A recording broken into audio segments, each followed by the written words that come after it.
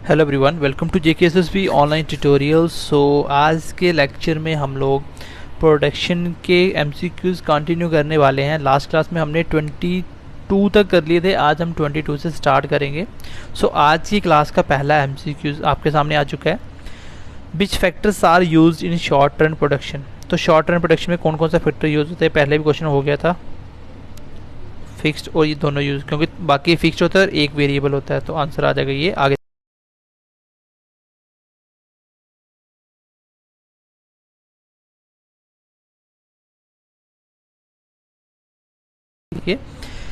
Diminishing marginal return implies. तो इसका क्या मतलब होता है?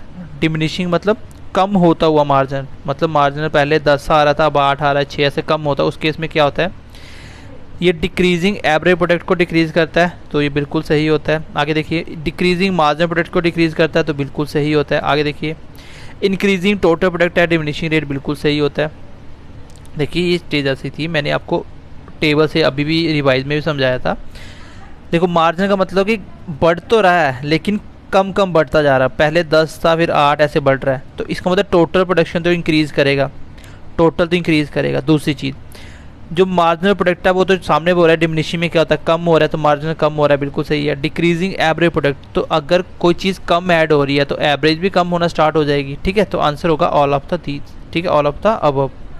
चलिए आगे क्वेश्चन देखिए, in which market A R equal to M R. तो ये मैं आपको पढ़ा चुका हूँ। आपको कौन सी है ये आपकी मोनोपोली, मोनोप्लास्टिक कंपटीशन, या both A and be perfect. तो इसका आंसर होगा परफेक्ट कंपटीशन में। तो इसमें क्या होता है, प्राइस ये सब कुछ इक्वल होता है। ये मार्केट का क्वेश्चन है, तो ये मैं आपको पढ़ा चुका हूँ। आगे देखिए 27 देखिए, इन मोनोपोली एंड मोनोप्लास्टिक कंपटीशन। तो इसमें क्या होता है? तो ये बेसिकली आपके मार्केट का क्वेश्चन है, ठीक है। तो ये आपका प्रोडक्शन का, जिसमें ए आर एम आर से ज़्यादा होता है, एवरेज रेवेन्यू आपका मार्जिन रेवेन्यू से ज़्यादा होता है। चलिए आगे बढ़ते हैं। ये मार्केट का क्वेश्चन, इसको मैं नहीं करवा रहा हूँ। आगे देखिए, in perfect competition which of the following remain constant. तो यहाँ पे क्या कांस्टेंट होता है आपको पता है?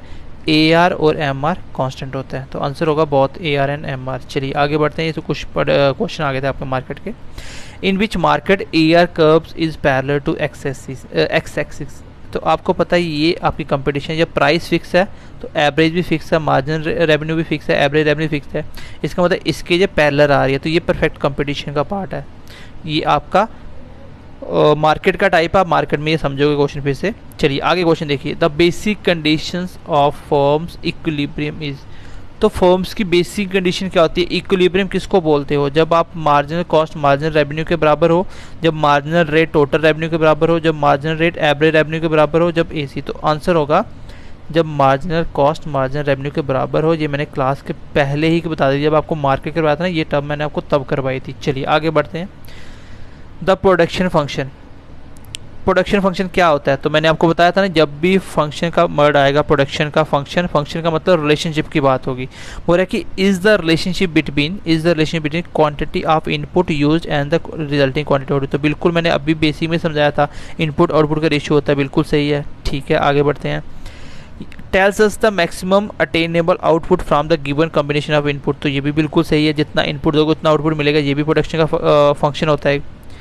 आगे देखिए, अभी अगर आपको ये नहीं पता तो भी आंसर आ चुका है, क्योंकि ऑप्शन ही यही है, all of these. Express the technological relationship between the input and output of a product. तो बिल्कुल सही था, ठीक है। ये मैं आपको बेसिक में समझाया भी था, रिपीट जब मैं आपको अभी इसके एमसीक्यूज़ के पहले जब मैं आपको रिवीजन करवाया तब भी मैंने आपको बताया। चलिए आगे क्वेश्चन बढ़ते हैं। ये क्वेश्चन आप ऊपर पढ़ लिया आपने, हो गया ये क्वेश्चन। चलिए आगे देखते हैं।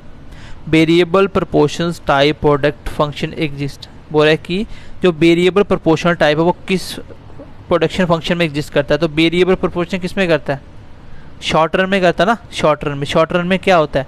शॉर्ट रन में क्या होता है, जब आपका एक वेरिएबल फिक्स होता है, एक चेंज होता है, बाकी सारे फिक्स होते हैं। When with change in the level of output there is change in the factor ratio. तो जब भी आपका प्रोपोर्शनल की बात आएगी तो इसमें आपका क्या आएगा? हमेशा इसमें एक आपका फिक्स होगा, बाकी चेंज होगा। बोल रहा है कि when with change in level of output. हो रहा है कि जब लेवल ऑफ आउटपुट चेंज होता है, मतलब ये शॉर्ट रन की बात हो रही है, जब लेवल ऑफ आउटपुट चेंज होता है कैसे होता है? Is there change in the factor ratio. जो उसका फैक्टर ऑफ प्रोडक्शन था, जो फैक्टर था जिसको उसको जिस हिसाब से चेंज करोगे उस हिसाब से प्रोडक्शन चेंज होगा ना। तो ये बिल्कुल सही बात है, ये तो बिल्कुल सही बात है। आगे देखिए, when it is possible to increase output by increasing the application of the variable factor. देखो ऑप्शन देख लेते हैं, ए और बी बहुत है। अब ए और बी बहुत है, इसका मतलब या तो ए तो हो गया, इसके साथ बी आएगा कि नहीं आएगा, यही मुझे चेक करना है। बोला कि when it is possible to increase output, बोला कि आउटपुट इंक्रीज होगा, आप चॉकलेट बना रहे हो वो बढ़ेंगे कैसे, bye increasing the application of the variable factor. बिल्कुल सही है, अगर आप एप्लीकेशन जो आप वेरिएबल फैक्टर लगा रहे हो, जो भी आप फैक्टर एक जो चेंज हो रहा है उसको आप चेंज कर रहे हो, उसको इम्प्रूव कर रहे हो, तो उस केस में आपका प्रोडक्शन बढ़ेगा। तो बिल्कुल सही है, शॉर्ट रन की बात है। अब ऑप्शन के हिसाब से चलें, ए तो सही था, बी और ऑप्शन के हिसाब से मैं इसको आंसर लगा सकता हूँ। ठीक है, ये लॉन्ग रन का पार्ट था। चलिए ए और बी इस ऑप्शन का आंसर है। देखो ये चीज़ें मैं बहुत डिटेल में बहुत अच्छे तरीके से प्रोडक्शन में पढ़ा चुका हूँ, मैं आपको कंसेप्चुअल बेसिक सब नॉलेज दे चुका हूँ, इवन की रिवीजन भी करवा चुका हूँ। और ये MCQs एज अ प्रैक्टिस आपको सिर्फ बताना है कि कैसे इम्प्लीमेंट करते हैं। ठीक है, इसमें हम मैक्सिमम सिखा तो नहीं सकते, लेकिन हाँ बता जरूर सकते हैं कि एग्जाम में क्वेश्चन कैसे आते हैं। और इससे बाहर क्वेश्चन नहीं आएंगे, अगर आएंगे तो भी आप कर लोगे, क्योंकि आपका दिमाग इतना डेवलप हो चुका है कि आप क्वेश्चन में ऑप्शन एलिमिनेशन इसी का यूज़ करके कर सकते हो। ऐसा ज़रूरी नहीं कि आपको 100% क्वेश्चन आते हैं तभी आप क्वेश्चन पेपर में क्वेश्चन सॉल्व कर सकते हो। अगर आपको 50% भी आता है तो भी अपनी नॉलेज से आप 50% का यूज़ करके ऑप्शन एलिमिनेशन से आंसर तक पहुंच सकते हो। ठीक है, चलिए when marginal product turns negative, जब मार्जिनल प्रोडक्ट नेगेटिव हो जाए, तो बिल्कुल सही बात है। चलिए देखते हैं, ये है आपका मार्जिनल प्रोडक्ट सिंगल रन में, ये है एवरेज, कभी नेगेटिव नहीं होता, ये टोटल। तो मार्जिन का नेगेटिव होने का मतलब क्या है, मतलब जो चीज़ें ऐड होनी थी, कुछ ऐड होना, उसी को मार्जिनल बोलते हैं। अगर कुछ ऐड ना होके उल्टा कम हो रहा है, इसका मतलब टोटल प्रोडक्शन क्या होगा, डिक्रीज हो जाएगा, total output will begin fall. तो ये मैं आपको ग्राफ में बहुत बार, मतलब 2500 बार समझा चुका हूँ ये चीज़। ठीक है, चलिए in case of diminishing return to a factor, diminishing return हो रहा है, इस केस में क्या होता है देखिए, यहाँ पे समझने की कोशिश करना। डिमिनिशिंग क्या होता है, मतलब जब आप, ये सेकंड स्टेज की बात हो रही है, फेज़ 2 में क्या होता है, डिमिनिशिंग रिटर्न आता है, मतलब टोटल प्रोडक्शन इंक्रीज होगा, मार्जिनल प्रोडक्ट कम हो रहा है, उसी को बोलते हैं डिमिनिशिंग रिटर्न। मतलब यहाँ पे आपको 10 चीज़ें एक्स्ट्रा मिली थी, अब 10 नहीं अब 8 होंगी, 6 होंगी, ऐसे कम होता जाएगा। इस केस में क्या हो रहा है कि टोटल प्रोडक्ट इंक्रीज होगा, बिल्कुल इंक्रीज होगा, लेकिन कम रेट से। मतलब मार्जिनल कुछ आ तो रहा है, पहले 10 तब 8 आ रहा है, लेकिन 8 तो आ रहा है ना, फिर 6 आएगा, 6 कम तो आ रहा है ना, इसलिए वो इंक्रीज होगा। ये बहुत इंपॉर्टेंट पॉइंट है, ये इसी चैप्टर का सबसे इंपॉर्टेंट पॉइंट है ये। तो टोटल प्रोडक्ट इंक्रीज होगा, लेकिन स्लो रेट से होगा, सेकंड स्टेज में ये होता है। टोटल प्रोडक्ट डिक्रीज नहीं होगा। आगे देखिए, मार्जिनल प्रोडक्ट क्या होगा, डिमिनिशिंग होगा, बिल्कुल सही होगा। जो आपकी चीज़ें ऐड हो रही थी वो कम होना स्टार्ट हो जाएंगी। तो आंसर को होगा बात ए एंड सी। चलिए नेक्स्ट देखते हैं गाइज। देखो जो सेकंड फेज है उसमें क्या है, डिमिनिशिंग रिटर्न टू फैक्टर, बिल्कुल सही है। Is executed why the following total product sequence. तो इसमें क्या होता है, अभी आपने ऊपर जस्ट पढ़ा, इसको लॉजिकली लगा सकते हो। सेकंड फेज में मार्जिनल प्रोडक्ट डिक्रीज होता मिलेगा आपको, तो इसमें कौन सा ऑप्शन सही है। मतलब ऐड तो हो रहा है चीज़ें, पहले में 20 ऐड हुई, सब में 20-20 हो रही है, तो कांस्टेंट हो गया, गलत हो गया। पहले में 3 ऐड हुई, फिर 4 बढ़ी, फिर 5 बढ़ी, फिर 6 बढ़ी, इसका मतलब ये इंक्रीजिंग रिटर्न है, ये भी गलत हो गया। डिमिनिशिंग में कम होना चाहिए, इसमें देखिए 20-40 ये कांस्टेंट इंक्रीज हो रहा है, बिल्कुल गलत है ये। इसमें देखिए पहले 5 बढ़ा, फिर 4 बढ़ा, फिर 3 बढ़ा, इसका मतलब इंक्रीज तो हो रहा है, बढ़ तो रहा है, लेकिन डिमिनिशिंग रेट में। तो यही इसका आंसर था। ठीक है, ऑप्शन नंबर, ये इसको डी कर लो, ऑप्शन नंबर डी। ठीक है, ऑप्शन नंबर डी आपका आंसर है। चलिए when total product is maximum, जब टोटल प्रोडक्ट मैक्सिमम हो तो मार्जिनल प्रोडक्ट क्या होगा, तो मार्जिनल प्रोडक्ट क्या होगा, 0 होगा। क्योंकि जब आपका टोटल प्रोडक्शन बढ़ता जाता है तो मार्जिन मतलब कुछ ऐड होता जा रहा है। जब आपका यहाँ पे ऐड होना बंद हो गया, मतलब अब ऐड कुछ नहीं हो रहा, 0, अब कम होना स्टार्ट हो जाएगा। ठीक है, तो वो कहाँ होता है, देखिए वो यहाँ होता है। देखिए ये टोटल, जब आपका मार्जिन बढ़ता बढ़ता बढ़ता यहाँ तक कम भी हो रहा था, लेकिन यहाँ पे आके 0 हो गया, अब मार्जिन कुछ नहीं है। इस केस में क्या होगा, इस केस में आप बोलोगे टोटल प्रोडक्शन मैक्सिमम है। तो मार्जिनल प्रोडक्शन अगर 0 होगा तो टोटल प्रोडक्शन मैक्सिमम होगा। बहुत ही इंपॉर्टेंट पॉइंट था, मैंने आपको बहुत बार समझाया भी था ये। चलिए आगे बढ़ते हैं। चलिए आप देखिए, आप इकोनॉमिक्स में 10 आउट ऑफ 10 मार्क्स ले सकते हो, साइंस में 10 आउट ऑफ 10 ले सकते हो, अगर आपने मेरे लेक्चर पूरे देखे हों। ठीक है, और अगर आप वो करके आप मेरे साथ MCQs प्रैक्टिस कर लेते हो, गाइस कुछ भी नहीं बचेगा, बिलीव मी। आपको हमने कम से कम भी ऐसा कोई सोर्स ही नहीं है यहाँ से नहीं पढ़ाया हो।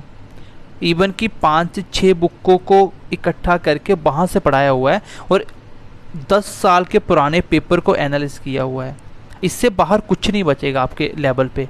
आप इसको कर लेते हो तो सफिशिएंट होगा। मैंने बहुत बेसिक से बच्चों की तरह इकोनॉमिक्स पढ़ाया और साइंस पढ़ाया। अगर अभी भी आप नहीं कर पाओगे तो मुश्किल होगा। अगर आपको अभी भी लग रहा है कि आपका कोई सेशन वीक है तो अभी भी आपके पास टाइम है। इवन कि बाकी वाले जो बोल रहे हैं फ्री वो तो नोट्स भी आपको 1500 के देते हैं।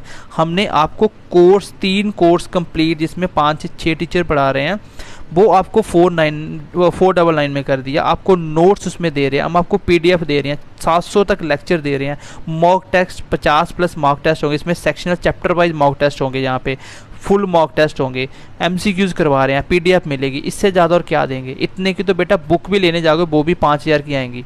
तो इससे ज़्यादा और कुछ नहीं कर सकते। थोड़ा सा पॉजिटिव रहिए, ठीक है, और चीज़ों को सीखने की कोशिश करिए। अगर अभी भी कमी है तो टाइम है एग्जाम के लिए, अभी भी आप प्रेफर कर सकते हो, ठीक है। बाकी फ्री ऑफ कॉस्ट एमसीक्यू आ रहे हैं, इसको पढ़ो आप, इंप्रूव होगा बहुत कुछ आपका। चलिए क्वेश्चन देखिए, when total product is 120 unit and unit of variable factor are 6। तो एवरेज क्या होता है कि टोटल बटे कितने वेरिएबल यूनिट थे। तो कितना आंसर आ गया? 20 इस क्वेश्चन का आंसर आ जाएगा। आसान सा क्वेश्चन था, एवरेज प्रोडक्शन आना चाहिए। आगे देखिए, डिमिनिशिंग मार्जिन रिटर्न इम्प्लाइज, ये क्वेश्चन 3 बार आ गया, 3 बार आ गया क्वेश्चन ये। चलिए क्वेश्चन नंबर 40 क्या बोल रहा है कि इसमें कौन सा लॉ ऑफ वेरिएबल का पार्ट नहीं है, मतलब शॉर्ट रन का पार्ट नहीं है, ये मुझे बताना है। इंक्रीजिंग रिटर्न बिल्कुल होता है, कांस्टेंट रिटर्न पता नहीं, डिमिनिशिंग रिटर्न तो होता है, नेगेटिव भी होता है, मार्जिन नेगेटिव आ रहा था, इसका मतलब कांस्टेंट इसमें नहीं होता। मैंने स्पेशली पॉइंट भी मेंशन करवाया था। और इसमें आपको बताना है इसमें कौन सा आपका law of return to square नहीं होता। तो इसका ऑप्शन आप मुझे बताओगे, इसका आंसर आप मुझे कमेंट सेक्शन में बताओगे, ठीक है, लिख के बताओगे कौन सा होगा। सो आई होप कि आपको आज की क्लास से भी काफ़ी चीज़ें सीखने को मिली होंगी। आपको पता चल गया होगा कि आपने जो चीज़ें पढ़ी हैं क्या उसको आप अच्छे से इंप्लीमेंट कर सकते हो कि नहीं कर सकते, ठीक है। बाकी क्लास कैसी लगी कमेंट सेक्शन में बताइए और ज़्यादा से ज़्यादा दोस्तों के साथ शेयर कीजिए। बस इतनी सी आपसे रिक्वेस्ट है। बाकी मिलते हैं नेक्स्ट वीडियो में, तब तक के लिए ध्यान रखिए अपना, पढ़ते रहिए। Bye bye, take care and God bless you.